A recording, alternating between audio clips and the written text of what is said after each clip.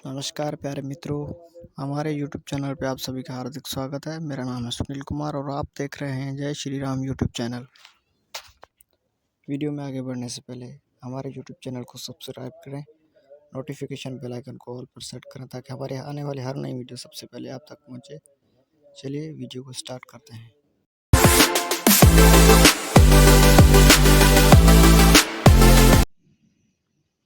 हरे कृष्ण कृष्ण कृष्ण हरे हरे, हरे राम राम राम हरे हरे। हरे कृष्णा।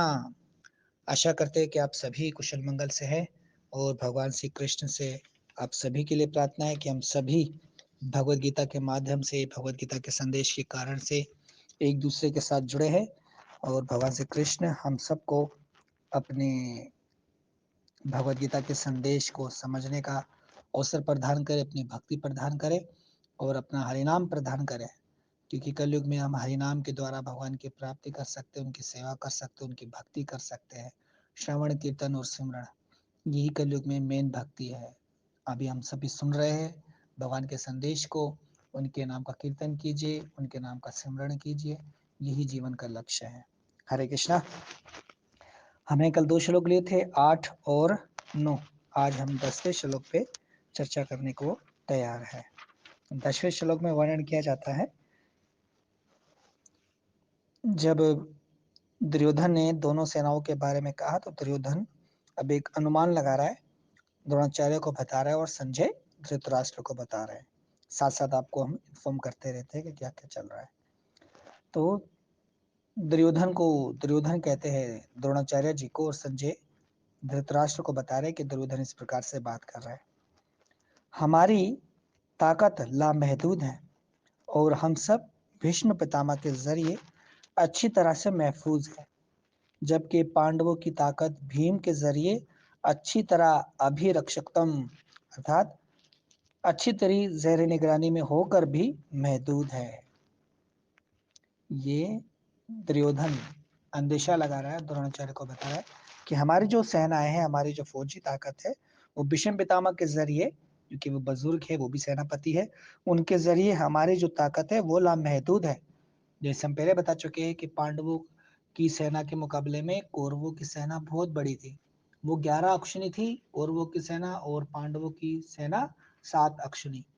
पांडवों की सेना एक आधे चांद की तरह खड़ी थी, जैसे एक आधा चांद निकलता है उस रूप में खड़ी थी, और कौरवों की सेना एक विशाल मगरमच्छ के रूप में खड़ी थी, जैसे एक बड़ा मगरमच्छ होता है उसका स्वरूप होता है, उस तरीके से खड़ी थी और वह एक बड़ी विशाल लामहदूद सेना लगती थी। जबकि पांडवों की ताकत जो है भीम के जरिए, क्योंकि भीम भीम भी एक सिपह सालार है और धृष्टद्युम्न जैसे है, उसी तरह से भीम, अर्जुन, ये सभी महान योद्धा है। अर्जुन और भीम तो है ही बहुत बड़े महान योद्धा, इनकी योद्धागिरी को पसंद किया जाता था, लोग सराहते थे। और दुर्योधन जो है वो भीम से ईर्ष्या भी करता था, उसे जलता भी था, हसद करता था। तो भीम दुर्योधन ये अच्छी तरह जानता था कि कभी अगर मेरी मौत हुई तो वो भीम के जरिए ही होगी। इसलिए वो दुर्योधन क्या कह रहा है, दोनों सेनाओं को देख करके दोनों सेनाओं की शक्ति का अंदाजा लगा रहा है और ये सोच रहा है कि हमारी सेना की और जो है सिपा सालार है, हमारे पितामह भीष्म, वो बुजुर्ग भी है और उनको फौजी ताकत का अच्छा तजर्बा भी है। वो युद्धों में बहुत सारे युद्ध लड़ चुके हैं, बहुत सारे तरीकों को, नीति नियमों को जानते हैं और उनको बहुत अच्छा तजर्बा है। और दूसरी ओर पांडवों की तरफ भीम की मौजूदगी में जो है पांडवों की सेना महदूद ताकत में है। वो तो हमें दिख रही है कि छोटी है, हमारी बहुत बड़ी सेना है, उनकी सेना इतनी बड़ी नहीं है।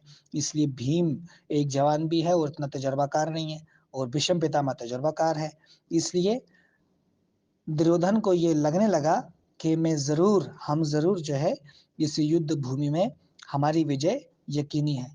और ऐसा लगता भी था, पितामह भीष्म वहां है, द्रोणाचार्य वहां है, कर्ण वहां है, अन्य बड़े बड़े योद्धा वहां पर है, और भी कृपाचार्य है, अश्वत्थामा है, ये बड़े बड़े ये भी योद्धा थे, बड़े बड़े योद्धा थे। खास करके भीष्म पितामह को देखिए, द्रोणाचार्य को देखिए, जो कि उनके गुरु थे और दादा थे।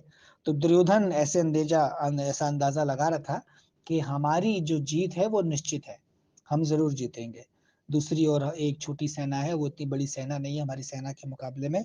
तो इस प्रकार से अंदाजा लगाया और अपने सेनापति की तारीफ की, भीष्म पितामह की तारीफ की कि हमारी सेनापति, हमारे सिपह सालार बहुत अच्छे हैं, बेहतरीन है, जबकि भीम उनके मुकाबले में कम है।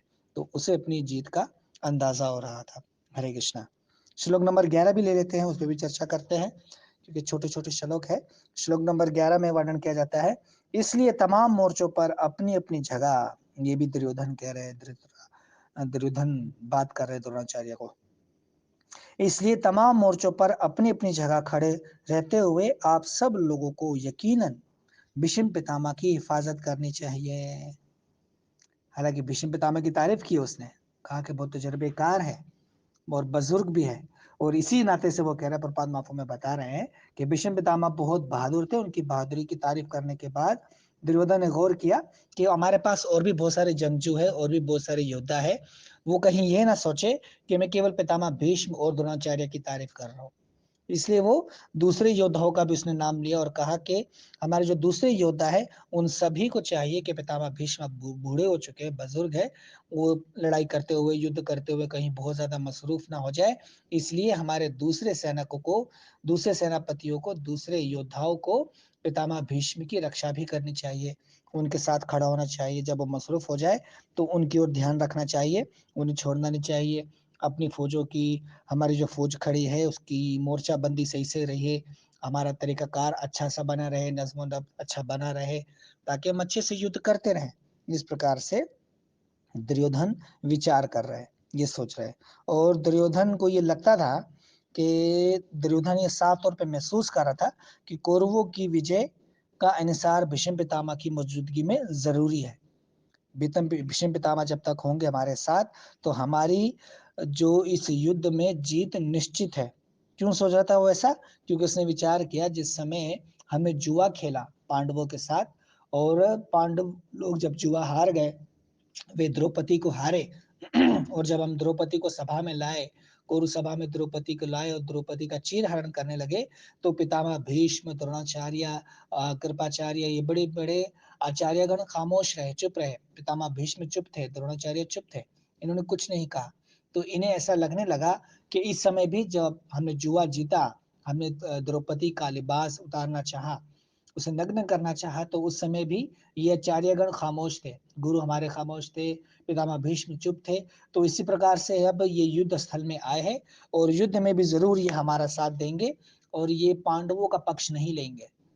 क्योंकि भीष्म पितामह भी पांडवों से प्रेम करते हैं, प्यार करते हैं, और द्रोणाचार्य भी करते हैं, कृपाचार्य भी करते हैं। खासकर द्रोणाचार्य उनके गुरु हैं पांडवों के, भीष्म पितामह उनके दादा लगते हैं, जैसे दुर्योधन के दादा है, तो पांडवों के भी दादा है। और अर्जुन से हम देखते हैं महाभारत इतिहास में बहुत प्रेम है, अर्जुन का उनसे बहुत संदेह है, और पितामह भीष्म अर्जुन के बहुत लाडले हैं, अपने लाडले पोते की तरह उनसे प्यार करते हैं। तो इस सारी बातों को दुर्योधन अच्छी तरह जानता था कि जुआ में हमारा साथ दिया गया है, इसलिए इस समय युद्ध स्थल में भी पितामह भीष्म, द्रोणाचार्य हमारा साथ देंगे, और वो बिल्कुल भी किसी प्रकार की भी कोई रहमदिली नहीं दिखाएँगे पांडवों पर, जैसे उन्होंने द्रोणाचार्य को शुरू में मुखातिब किया, धृष्टद्युम्न के बारे में बोल करके। ये धृष्टद्युम्न आपका ही सिखा हुआ शिष्य है, और आज देखो आपके सामने ही पांडवों का सेनापति बन के खड़ा है। लिहाजा आपने बहुत सी गलती कर ली है, अब गलती मत कीजिएगा, कोई रहम मत कीजिएगा। पांडवों पर सख्त बर्ताव रखा जाए। ये कौरवों की ओर से, दुर्योधन की ओर से उनको चेतावनी थी, पितामह भीष्म को, द्रोणाचार्य को, कि आप सभी हमारा साथ दे रहे हैं और हमारी सेना में है, और कौरवों की फतेह को यकीन बनाना है, और जब तक आप लोग हो, पितामह भीष्म है, द्रोणाचार्य है, तो हमारी फतेह निश्चित है, हम ये युद्ध जीतेंगे। ऐसा विचार कर रहा है दुर्योधन।